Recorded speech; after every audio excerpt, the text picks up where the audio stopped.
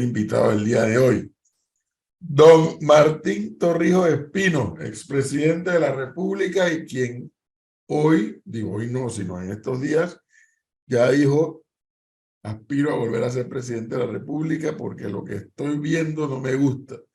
Y en función de eso, ha llegado a un acuerdo con el Partido Popular que decidió efectivamente postularlo. Creo que nada más queda ahora por hacer el Congreso del Partido Popular para formalmente Martín Torrijos sea candidato a la presidencia de la República. Presidente, buenos días, bienvenido. Buen día, Edwin. Buen día, Leonardo, Flor, Elisa. Saludos a todos. Oiga, primero lo primero. Bueno, su equipo nos manda aquí, porque nosotros tenemos en nuestra página web un segmento de Voto 2024, donde todo lo que nos mandan las campañas lo estamos publicando allí. Y tengo que decir que el equipo suyo todos los días manda algo. Y todos los días indica que Martín Torrijos está recorriendo el país, reuniéndose con gente. ¿Qué le está diciendo la gente? Bueno, dos cosas.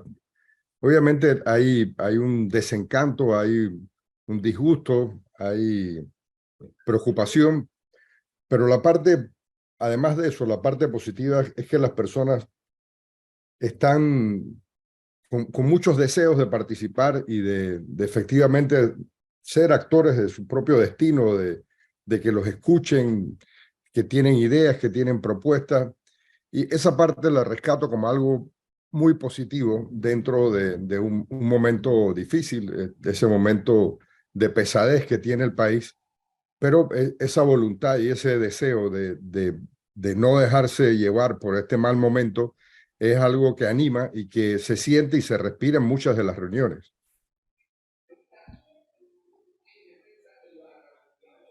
¿Cómo compaginamos eso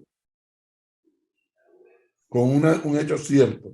Martín Torrijos fue secretario general del PRD, fue presidente de la República del PRD, y ayer dice Gaby Carrizo, no, con Martín Torrijos no tengo nada que hablar. No hay nada que hablar. Bueno, políticamente no tengo nada que hablar tampoco, la verdad. Hay que hablar del país en un momento dado y me gustaría que estuvieran hablando con la sociedad, pero no se trata de... El enfoque de muchos de los que dirigen el PRD hoy es un enfoque de ponerse de acuerdo entre ellos y no con la sociedad. De hecho, hay un divorcio con la sociedad marcado desde hace mucho tiempo y creo que eso es lo que se debe resaltar. O sea, el país no está para que los que nos gobiernan entre ellos se pongan de acuerdo. El país está para que nos unamos todos en función de resolver los problemas que se han venido acumulando a través del tiempo. No creo en estos arreglos de recámara, de la foto, no creo en estos arreglos que lo que buscan es mantener el estatus para los que dirigen el PRD y que dirigen el gobierno, piensen que pueden seguir engañando con una unidad que está lejos de ser cierta. O sea, no. Ok, es normal y es casi que natural escuchar a Martín Torrijos y decir, bueno, la verdad que sí, con la risa, con el PRD, yo no tengo nada que hablar porque ya yo di un paso más adelante. Entonces, hablemos de construcción. Y Martín Torrijos, que estaría dispuesto, por ejemplo, a hablar con estos grupos que se denominan independientes para producir un proyecto, una propuesta. Sí, por supuesto. Yo creo que todos tenemos la obligación de tratar de buscar los mecanismos para unir el país, entendiendo, si entendemos el momento que se vive y lo difícil del momento que se vive, es obvio que tenemos que conversar entre todos, pero sobre todo, independientemente de las reuniones que se den, los almuerzos, el café, todo esto que se pone de moda para esta época electoral, yo creo que lo importante es que podamos coincidir en temas, no necesariamente si nos vemos o no nos vemos, que ojalá también se dé, es el hecho de que podamos ver cuáles son los temas que están pendientes en el país para solucionarlos y en la medida que vayamos teniendo coincidencias los distintos grupos políticos y no políticos, en esa misma medida podemos pensar de que pasada la contienda electoral hay suficientes elementos como para poder unificar al país en torno a estos problemas que necesitan solución. Eso creo que es lo fundamental, porque en esta época electoral más se destaca el hecho de las reuniones, con quién se vio, con quién no. Yo creo que ojalá podamos resaltar los puntos de coincidencia para que eso sea lo que venga a unir no solo a la parte política, sino al resto de la sociedad. Presidente, yo me mantengo en la misma línea que le preguntaba al profesor Cabrera. Hablando de coincidencias o de contactos, ¿ha tenido algún tipo de contacto o la va a tener, por ejemplo, con Cristiano Adames o Pedro Miguel González, quienes perdieron la primaria dentro del PRD? Seguro que los voy a tener. Yo conozco a Pedro, ha sido un amigo desde hace muchos años, y claro, son actores con los cuales me toca conversar y buscar algún grado de comunicación. Y sí lo voy a tener, de seguro que lo voy a tener. Mire, expresidente, yo le cambio el tema porque me encuentro en la Asamblea General de la OEA en Washington. El presidente López Obrador dijo hace cuestión de semanas que la OEA no sirve para absolutamente nada y que ese organismo tiene que desaparecer. Muy cercano a lo que mencionaba el presidente Nicolás Maduro y lo que ha dicho Díaz-Canel y el presidente de Nicaragua. Poco se habla de cuál va a ser la política de los candidatos a nivel internacional. Se habla de lo local. Y yo quisiera preguntarle, ya que estamos desde acá, expresidente Torrijos, si usted también cree y coincide con lo dicho por López Obrador, ¿la OEA debe desaparecer? Mira, la OEA perdió credibilidad, la OEA eh, perdió de alguna forma la confianza del resto de toda la membresía de la OEA, y se necesitan mecanismos, pero que se vean y se sientan como mecanismos imparciales, que la OEA en muchos lados y en muchos momentos ha dejado de hacerlo. Por eso las críticas tan fuertes de muchos gobiernos sobre la OEA. Si pudiera existir una manera de recuperar una OEA que esté en función de toda la región, bueno, habría que verlo, pues, pero coincido que en este momento la OEA no se ve como un mecanismo imparcial al servicio de todos los países miembros de este continente, sino una OEA bastante parcializada, con agenda, y que dejó de ser un ente confiable para todos los miembros de nuestro continente. Pero la OEA es buena o es mala. No quiero seguir con lo de la OEA. No creo que alguien vaya a votar a favor o en contra de alguien por la OEA, pero a veces pienso, presidente Torrijos, que la OEA es buena o es mala dependiendo de quién es el secretario, ¿no? Porque ahora que tienes un Almagro que está tirado a la derecha y entonces a la izquierda no le gusta. Pero Por cuando eso es perdió. Insulza, que es bien izquierdoso, entonces a los de derecha tampoco les gusta. No, era lo que te decía, perdió la confianza, y sin duda pues hay actuaciones que se vienen señalando que nunca se han aclarado, y sí es importante tener mecanismos donde los países puedan coincidir, conversar, tener una agenda propia regional, pero una agenda que responda a los intereses de todos. Por supuesto que hay problemas en América Latina, nadie duda que hay problemas de democracia en muchos países, de libertad en muchos países, pero lo que no se puede hacer quien coordina la agenda regional con una agenda propia o una agenda dictada por los intereses de uno y otro, ¿no? Ahora yo quisiera preguntarle en base a eso, profesor, y discúlpeme, ¿usted cree que Panamá, y le hago esta pregunta porque yo soy venezolano, ya con 10 años en el país, como entenderá, expresidente, y yo quisiera preguntarle si usted cree que Panamá tiene que plantarse, al menos en esta Asamblea General, y decir lo que se piensa con respecto al gobierno de Nicolás Maduro y lo que ha generado este gobierno con respecto a la migración?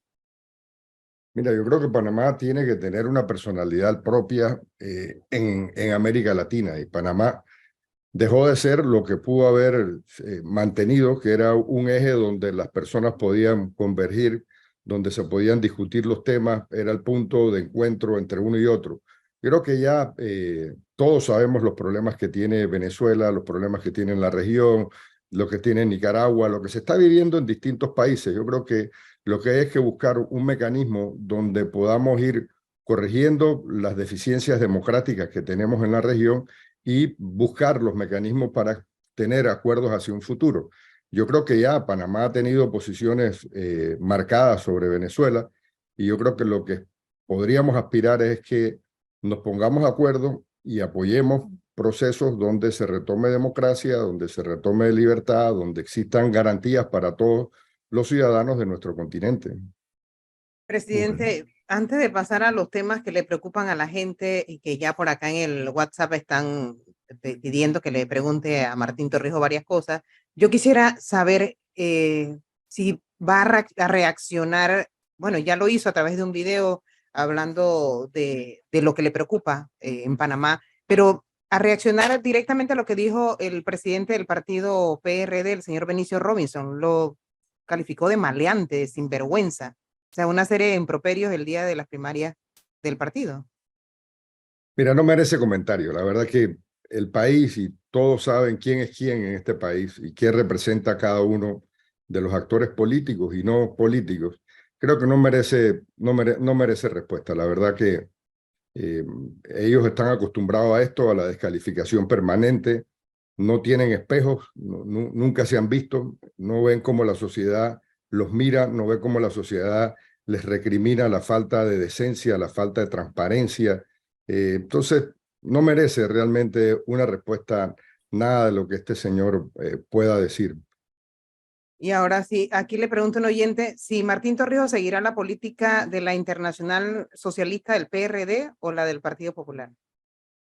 Bueno, esa es una buena pregunta, pero yo creo que en el fondo todos tenemos el deseo de que las cosas en el continente se puedan arreglar y que Panamá pueda jugar un papel de eso, de ser uno de los países que contribuya a arreglar los problemas internacionales. Y creo que en la medida que veamos la política internacional, no como formar parte de un bando o del otro, sino como los que entienden y señalan los problemas que hay, también entienden y buscan caminos de advenimiento en las distintas partes.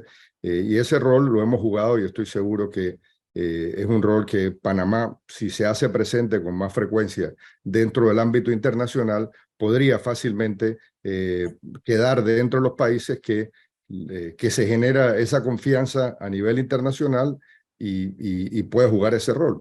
A nosotros nos tocó ser parte del Consejo de Seguridad porque no había acuerdo entre dos países y los dos declinaron a favor de Panamá. Y así llegamos al Consejo de Seguridad porque estábamos presentes en el ámbito internacional, no tanto en la conflictividad, pero sí generando la confianza entre los países. Panamá sabían de qué se trataba la política exterior nuestra, confiaban en la política exterior nuestra. Era una política que sin duda tenía personalidad propia, no era una política pegada a un bando o al otro. Ese es el papel que creo que a Panamá le corresponde jugar en los próximos años. Óigame, volviendo a los temas criollos. La administración Torrijos, de Martín Torrijos, cuando vio el problema de la Caja de Seguro Social, lo enfrentó, planteó una modificación a la ley, hubo protestas, retiró el proyecto, sentaron a los actores de las protestas en la mesa, produjeron un documento que al final se convirtió en ley. Pudo navegar el Seguro Social, pero ahora está al borde del colapso, particularmente el programa de invalidez, vejez y muerte. No pretendo aquí hacerle preguntas a Martín Torrijos de que fulano dijo, ¿usted qué dice? Porque no creo que ese es el papel, pero lo cierto es que ayer el vicepresidente Carrizo dice que el programa IBM no va a colapsar. Y porque además parte de los réditos de la minera van para IBM, pero como dijo el presidente APD más tarde, dice, es que eso no es suficiente para salvar el fondo de invalidez, vejez y muerte. Pasado tantos años después que Martín Torrijos fue presidente, en donde el tema seguro social va a estar sobre la mesa, gane quien gane en mayo de 2024. Y gane quien gane, uno pudiera ser Torrijos. ¿Cómo enfrentaría Martín Torrijos un tema tan explosivo, por decirlo menos? Bueno, nos tocó una vez ya atender este tema. Lamentablemente, después de las tareas que quedaron pendientes, no se hicieron, no se hicieron, y los gobiernos, tanto los dos gobiernos y este gobierno, 3 gobiernos que han seguido, no siguieron la ley y no ayudaron a que pudiéramos mantener por más tiempo una institución con la finanza sólida. Nos tocará de nuevo, nos tocará sentarnos, plantear el problema y buscar una solución que entre todos sea viable. Es muy difícil pensar de que exista una solución predeterminada para el seguro social. Lo que hay es que dentro de un mecanismo santiago decir, bueno, estas son las alternativas, cuál alternativa sí, cuál no. sin duda el gobierno va a tener que poner una gran parte para recuperar ese déficit que comienza con 1.200 millones de dólares, con lo cual, aunque le pusieran todos los recursos que pudiera o no dar la mina, que ese es otro tema porque no hay un monto mínimo fijo dentro del contrato de la mina, aunque le pusieras todo no resuelve el problema. Y llega un punto que ni siquiera si utilizaras todos los fondos provenientes del canal tampoco solucionas el problema. Entonces, sin duda no es tan simple como lo han querido plantear el señor vicepresidente, y es un problema muy complejo que, como tú dices, es un problema difícil, el cual el próximo gobierno no tendrá el lujo de la irresponsabilidad que tuvieron los 3 gobiernos anteriores de dejar que se deteriorara la caja del Seguro Social incumpliendo la ley. Creo que en algunos casos quienes han administrado hasta podrían quedar con un tema penal por no haber seguido los dictámenes que dejó la ley, las normas y la ley de la República, cuando con mucho esfuerzo salvamos las finanzas de la caja del Seguro Social. ¿Aumentarían las cuotas y la edad de jubilación, Martín Torrijos? Es sentarse con toda la sociedad a ver cuál es la solución que sea viable. O sea, no hay llegar con una solución predeterminada, no existe, ya lo vivimos, es buscar entre todos cuál es la alternativa que la sociedad esté dispuesta a pagar en este momento. Presidente, Pero Aclararle a Martín, todo el mundo cuáles son las consecuencias. pero ahí lo que dice Flor es una de las soluciones, que genera un debate, que genera protestas, que genera rechazo. Vimos a Manuel Macron aguantando un mes de protestas por el aumento de la edad de jubilación. Lo decía Luis Lacalle Pou en su momento hace 4 semanas. Esto nos costó 15 años hacerlo, pero hay una realidad.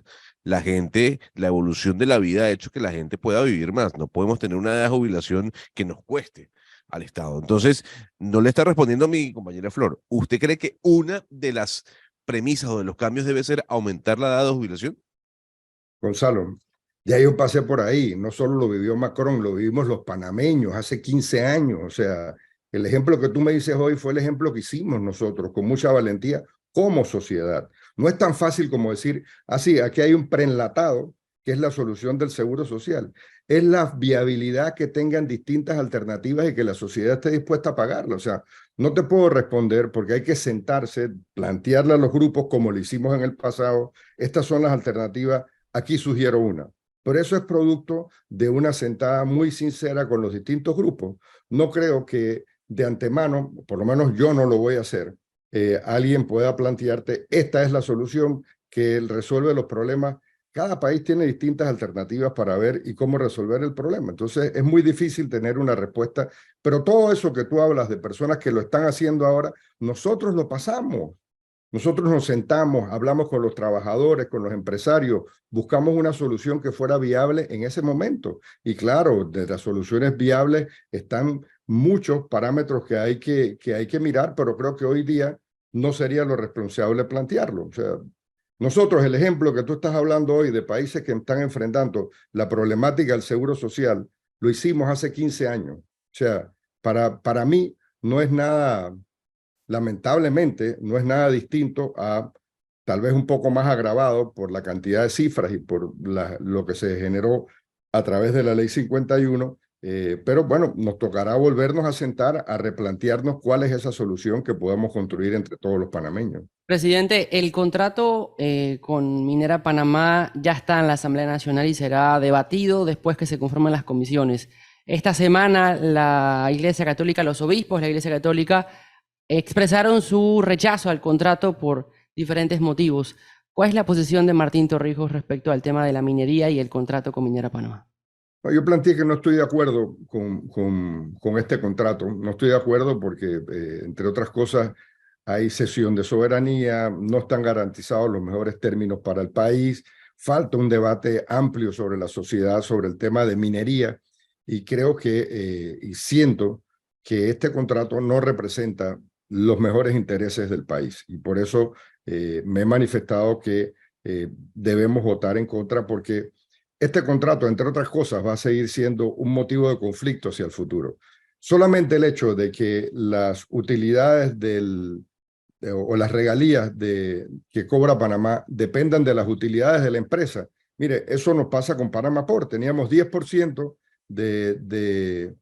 de acciones dentro de Panamá Port, pero bueno, nunca declaró utilidades. Entonces, esto de depender de la contabilidad interna de la compañía, es realmente, no se justifica que podamos tener esto. Pero además, poner dentro del contrato cómo se va a utilizar la plata, también me parece que, o sea, comprometer a las próximas 4 administraciones de cómo tendrá que utilizar la plata. Si hay una emergencia en el país, hay que volverse a sentar con la compañía para decirle que quieres utilizar la plata que es tuya como Estado en otra forma. Yo creo que hay temas ahí que son de consideración, por lo cual no debe ser aprobado este contrato.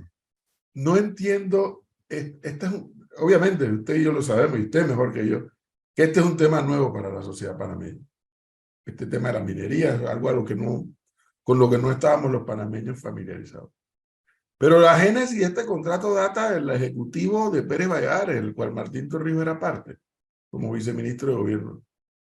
Y yo oigo a Martín Torrijos, oigo a Sánchez Cárdenas, oigo a Michel, oigo a Pérez Valladares cuestionando ahora el tema cuando esto comenzó allá. Esto comenzó allá. Luego siguió desarrollando, aparece esta empresa, mete una inversión superior a la ampliación del canal y de pronto tenemos que oponernos porque, espérate, si era malo allá, era malo acá. Entonces, ¿cómo que allá era bueno y ahora es malo?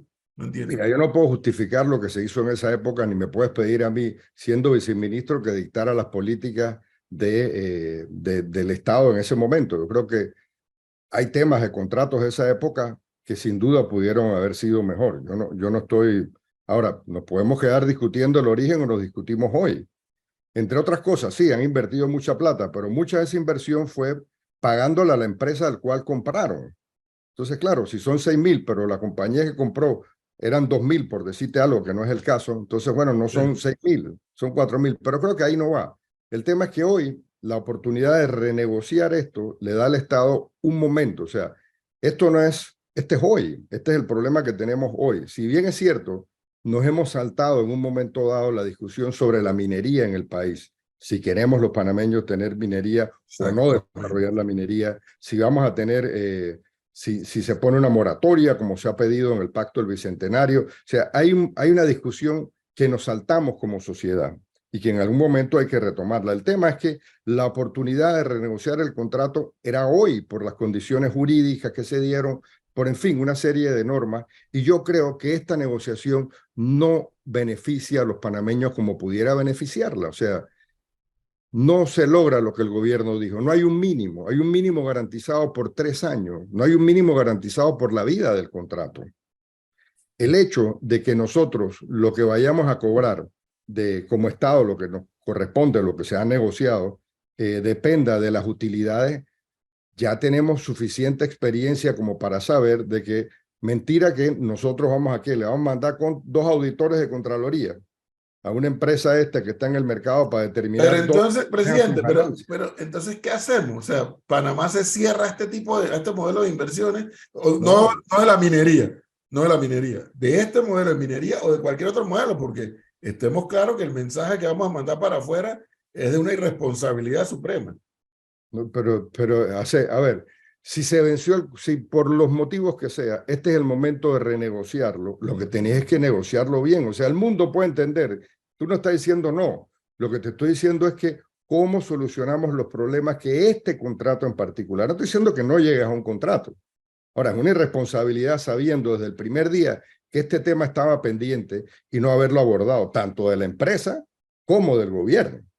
Porque todos sabían que ahí había un lío jurídico y unos decían, bueno, no, es que a mí yo llegué con este contrato, a mí nadie me lo puede cambiar. Los contratos se cambian. A mí me tocó cambiar el contrato de Panamá Port cuando se había hecho una equiparación y logramos corregir un montón de cosas y ni siquiera era el momento donde el contrato se vencía, como la oportunidad que perdió este gobierno cuando se le venció el contrato a Panamá Port y lo cambiamos. Si no se cambiaran los contratos, todavía estarían los gringos en el país. O sea, los contratos sí se pueden cambiar. No es que le están escritos en piedra y que tenemos que estar condenados a recibir migajas cuando podíamos estar recibiendo mucho más. Ese es el punto que yo estoy señalando. Oiga, regrese, hable de cómo mejora este contrato y cómo deja a los panameños una relación en el futuro que no debe ser una relación conflictiva permanentemente con la compañía, porque el día de mañana si la compañía dice que no tiene utilidades porque la utilidad la dejó en quien comercializa o en otra etapa del proceso, bueno, entonces nosotros no cobramos. No es un tema que es o es blanco o negro. La gente entiende y los organismos internacionales, el mercado, Wall Street, ponlo como quieras ponerlo, entiende que los contratos sí se pueden renegociar. Y yo Lo lo he cual hecho. no ha ocurrido, presidente, lo cual no ha ocurrido con las empresas generadoras eléctricas ni las distribuidoras que van a caballo, contratos de la época de Pérez Valladares, dicho sea de paso, que van a caballo con su A ver, utilidad asegurada.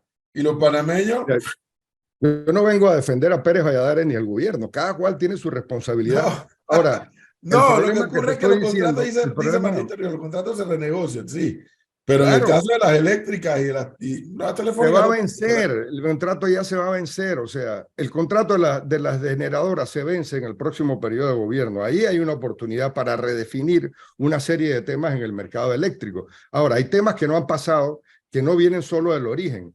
Desde la época esa hasta ahora, nos hemos quedado con un sistema regulatorio anticuado, o sea, en muchos países, después que se crearon los reguladores de los servicios públicos, cuando pasamos esa etapa de las privatizaciones en los países, se creó un regulador, pero nosotros nos quedamos con un regulador de esa época, o sea, después pasaron muchísimos gobiernos, incluyendo el mío, donde tratamos de modernizar algunos de los entes reguladores que no cambiaron la capacidad de regular ni entender el momento que se vivía. Entonces yo creo que no es la culpa de origen o la culpa final. En el camino hay un montón de culpas que repartir.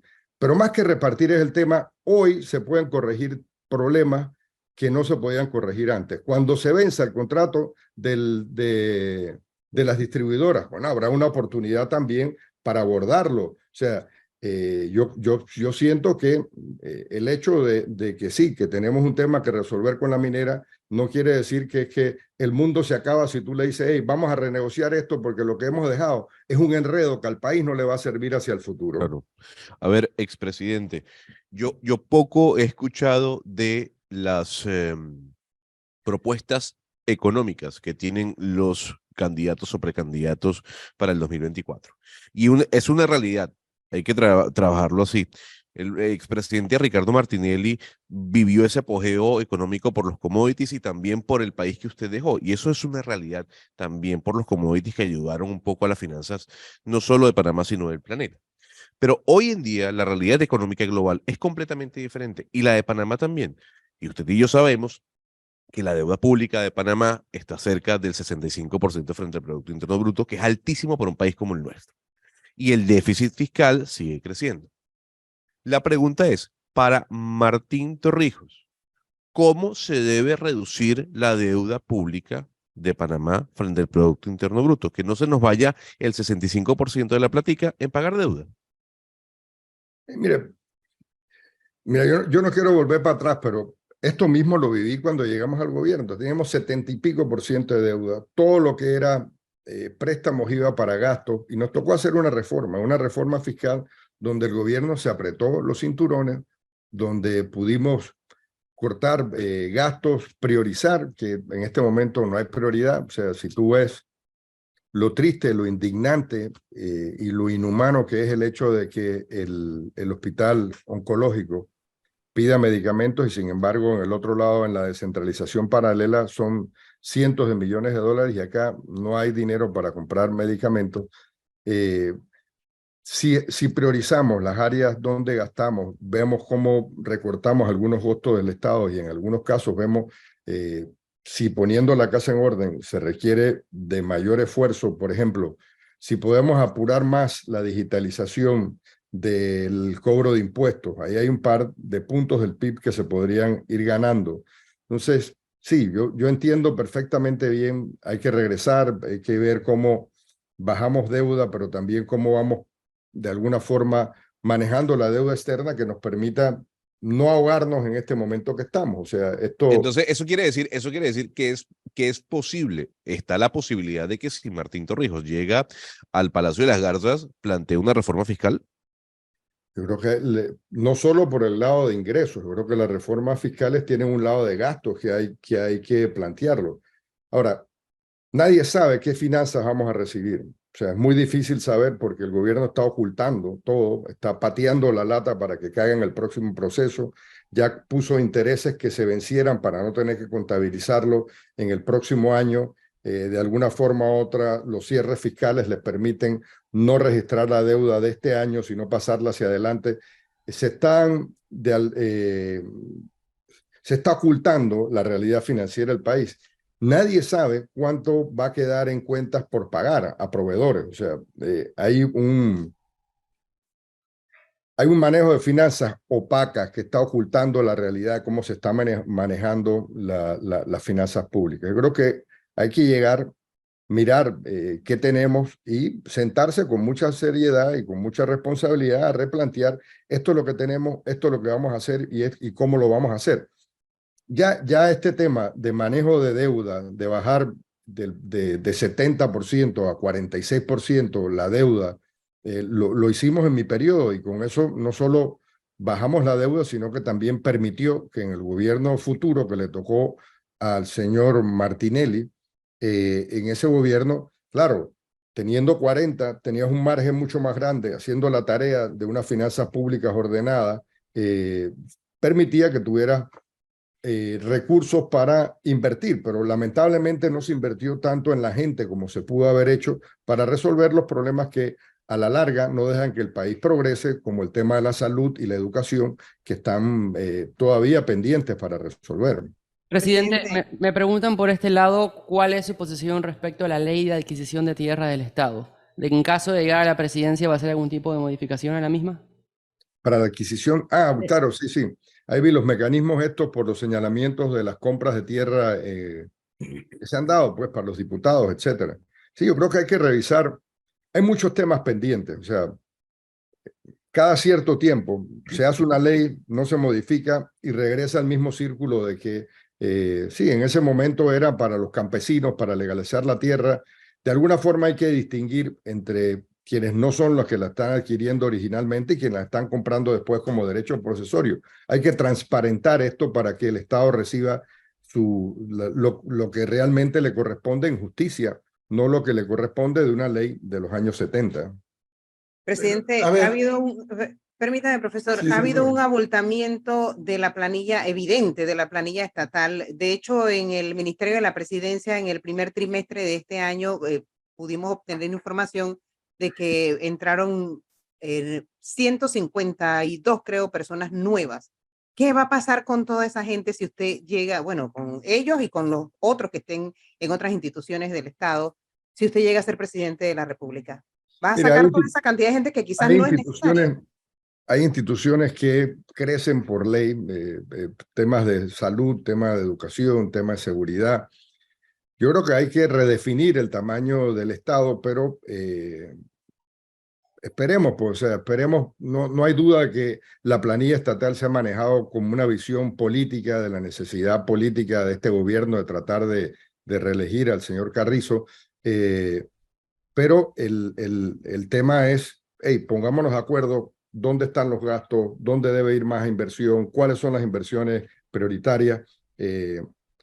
Flor, no creo que sea que tenga una respuesta hasta que no podamos ver efectivamente el tamaño real del Estado que necesitamos. Pero cuando yo escucho esta respuesta de Martín Torrijos y la anterior, no recuerdo la pregunta que creo que fue Gonzalo el que la hizo, Martín Torrijos percibe que no tenemos los panameños, incluyéndolo a él mismo, usted, no tenemos los panameños la información de las finanzas del Estado clara.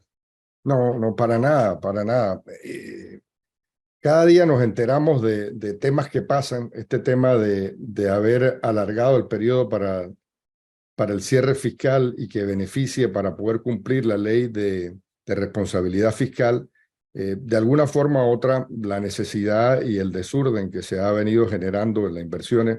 Mira, te cuento algo. Cuando se inició la licitación del hospital del oncológico, del nuevo oncológico, que es un tema sin duda muy sentido, muy necesario, el cual nos hemos comprometido, se anunció sin tener fondos, o sea, una irresponsabilidad única, pero ya se hizo, luego se pelean, la tumban, no la tumban. Es el año donde se hacen contratos sin plata y son años muy peligrosos. Yo creo que no hay una información certera de lo que está pasando. Este gobierno, por cumplir con lo que acordó en la ley de responsabilidad fiscal, está tratando de dejar minada, no está tratando, va a dejar minada las finanzas públicas hacia el futuro y habrá que en algún momento dado revisar muy bien todo lo que se está haciendo. ¿Qué va a hacer con la autoridad de aseo? Ayer nada más conocimos que el gobierno está contratando 3 empresas por un año para hacer la tarea que la autoridad de aseo no ha podido hacer. Mira, es triste lo que se ha dado con el manejo de los desechos sólidos, porque desde hace tiempo se viene advirtiendo las deficiencias que tiene el sistema en cuanto al manejo de Cerro Patacón, pero también lo otro se vive, se ve todos los días, la basura en las calles, o sea, no hay ni siquiera cómo recogerla. Arreglar Patacón, estuve conversando con algunos expertos en materia de desechos sólidos, es un periodo largo, o sea, es un periodo uno me planteó que podían ser 4 años, 2 años para resanar, 2 años para construir y buscar un lugar donde se pueda realmente crear las condiciones para el depósito y el reciclaje, en fin, todo lo que se requiere de esto. Hemos estado viendo distintos modelos para el tema de la recolección. Uno, que puede ser vía los gobiernos locales, que ayuden dentro de un sistema de recolección. Esto es fortaleciendo descentralización, no la descentralización que estos tienen, sino la descentralización donde haya recursos, competencia, pero sobre todo transparencia en el manejo de esto. Y de esa manera, algunos de los que nos están, con los que hemos estado conversando, asesorándonos, plantean que de esa manera, más cercana a la comunidad, se puede también hacer un esfuerzo para que la gente coja responsabilidad, por ejemplo, en el tema de reciclaje. Hay otro modelo, como se están implementando en otros lugares, en Chorrera, donde hay una compañía que es la que recoge los desechos sólidos.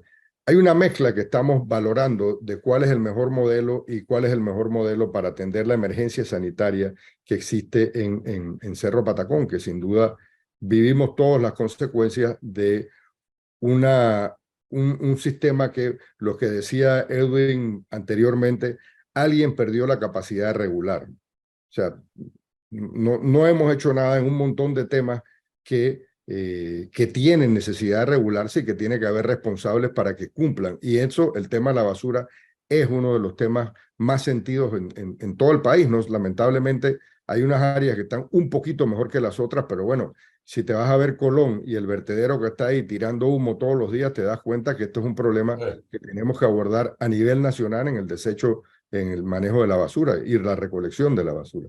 Parece que son muchos los problemas acumulados y que quien gane las próximas elecciones, tanto en la presidencia de la República como en el órgano legislativo, quien gane la mayoría, el grupo que gane la mayoría, se le enfrentan muchos problemas acumulados, Martín Torrijos, muchos. El agua. El agua comienza a ser verdadera crisis en Panamá, cosa insospechada para los panameños, ¿no? Como dice, aquí llueve mucho, como aquí hay agua por un lado, agua por el otro, pero fíjense que ahora hay problemas de agua potable, me refiero, no de agua en el mar, sino agua potable. O sea, en la gestión de Martín Torrijos, aquella vez algo se avanzó y se hicieron unos estudios hídricos y demás.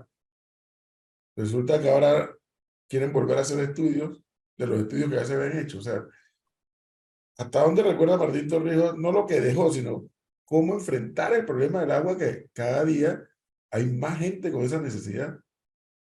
Mira, en el tema del agua hay temas a ver, no hay justificación para que no tengamos agua, la verdad. O sea, independientemente de la repartición de culpas, que hay culpables y hemos demorado mucho tiempo en reaccionar, de obras que se licitaron y quedaron pendientes.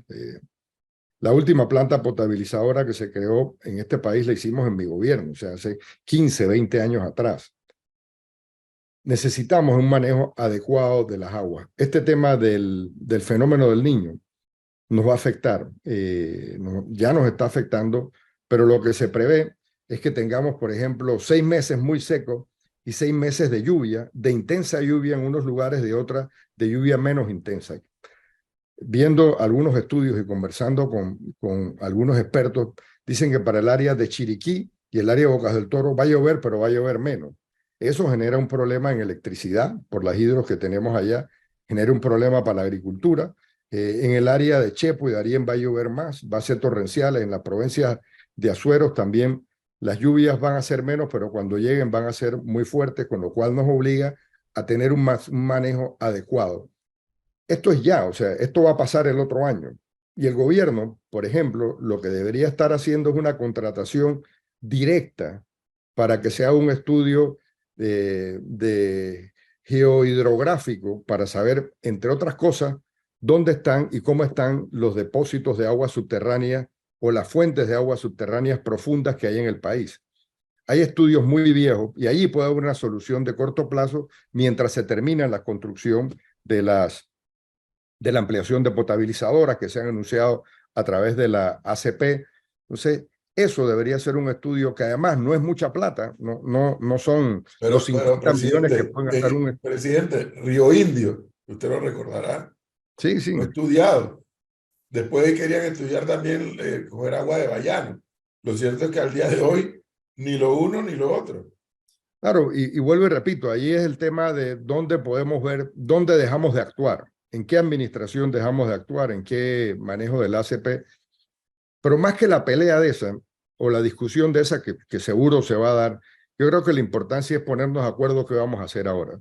Debemos tener un instituto de agua que trabaje coordinadamente, o sea, agarrado de la mano con la ACP para resolver el problema del consumo de agua humano y el consumo de agua para el tránsito del canal y el consumo de agua que se requiera para la agricultura.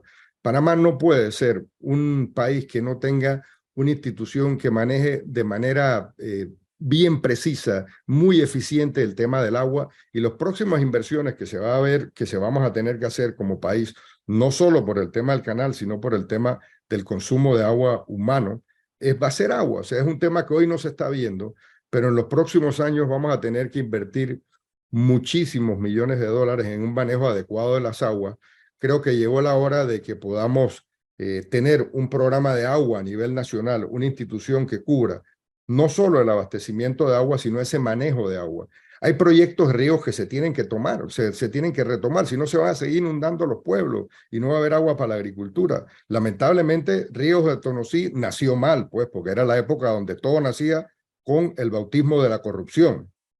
Pero son proyectos que son necesarios si queremos tener una agroindustria que pueda prosperar, que genere empleo, que genere riquezas, buscando no solo la seguridad alimentaria de los panameños, sino también las posibilidades de ser autosuficiente en unas áreas, pero también tener la capacidad de exportar. Entonces, lo que tú hablabas, es la hora de sentarse en la mesa y redibujar el país.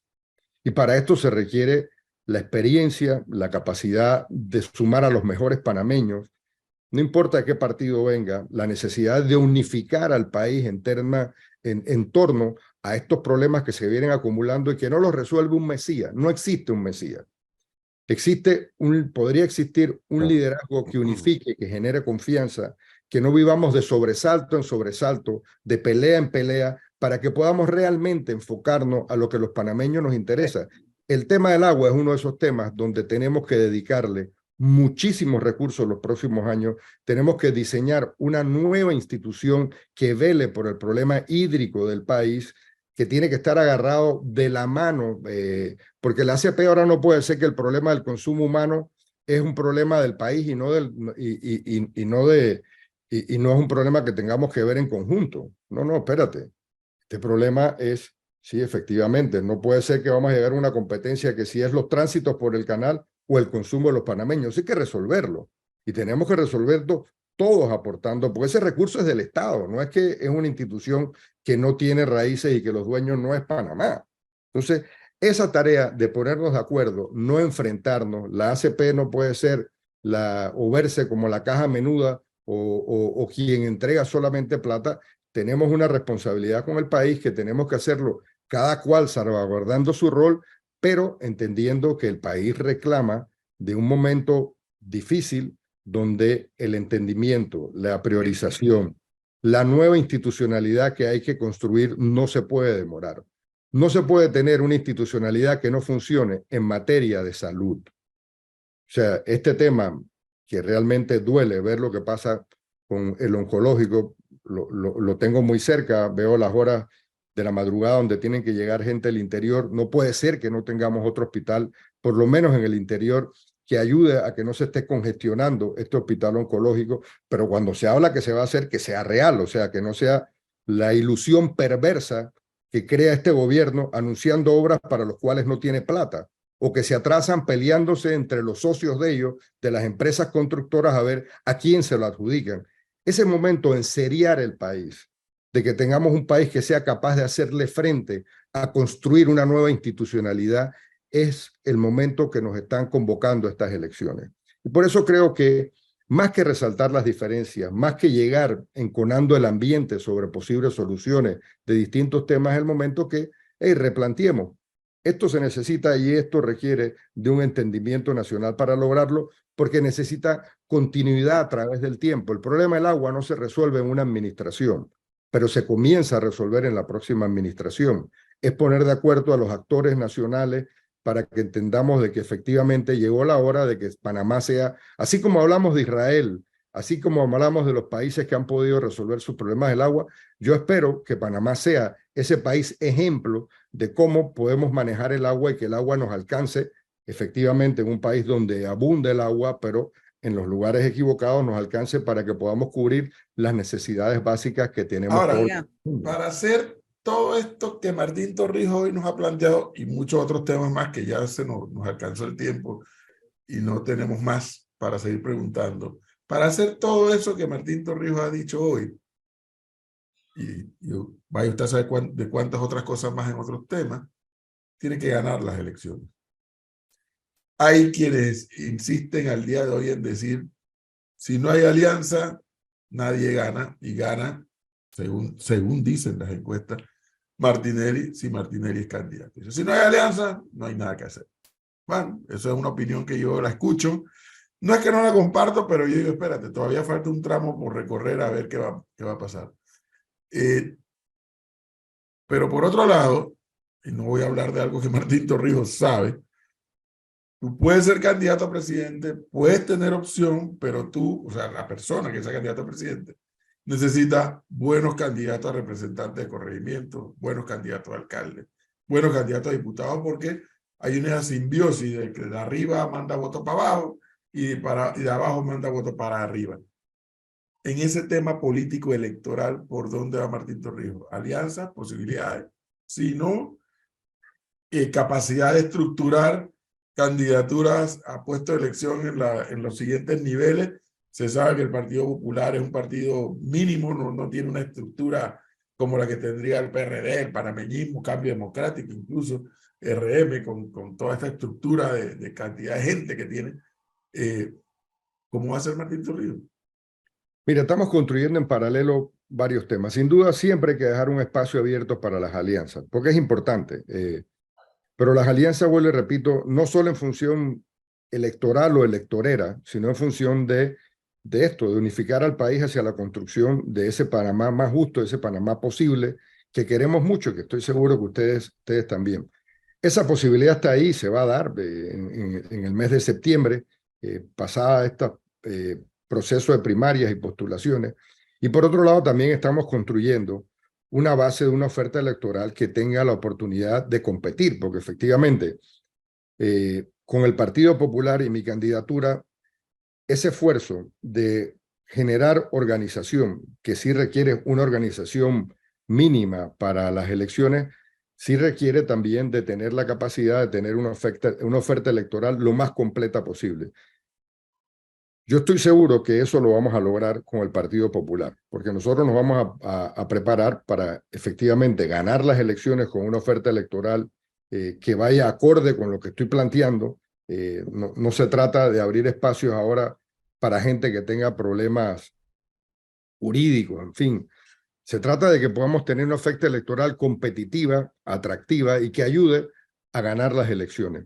Eso se está haciendo en paralelo. A la misma vez que estamos recorriendo el país, que estoy conversando con muchos sectores, tener la oportunidad de replantear este Panamá posible, este Panamá que queremos, también nos obliga a tener la responsabilidad de, en la parte política, como bien señalaba Edwin, tener esa oferta electoral Y ese proceso se está dando, está avanzando